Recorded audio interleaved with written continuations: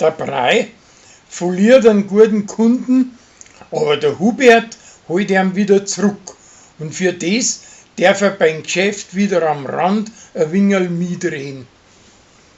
Der Pfarrer passt nicht auf und macht seine Augenglaseln hin und probiert es zuerst einmal mit Kontaktlinsen.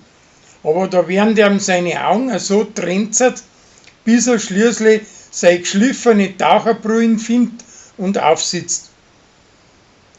Die Landweiber treffen sich zum Kiffen im Schwitzkasten an Holztaus. Aber in Wirklichkeit erwischen sie gerade ein Placebo. Und das echte Hirl wird von der Annalena unversehens gewassert. Kathi möchte die Geschichte mit der Versicherung wieder gut machen und backt an Patrick einen Zwiebelkuchen. Aber sie verwechselt die Zwiebeln mit giftigen Tulpenzwiebeln. Und der Patrick muss ins Spital, dass ihm der Magen ausgeräumt wird.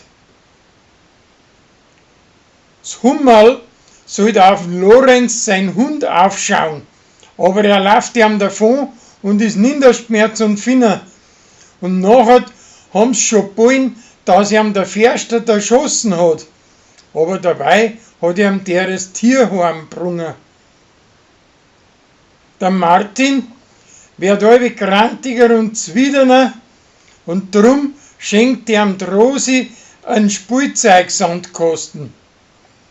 Der bringt's auch nicht und versaut den ganzen Schreibtisch, aber schließlich gefreut ihm das Spiel in einen echten Sandkasten mit der Franzi.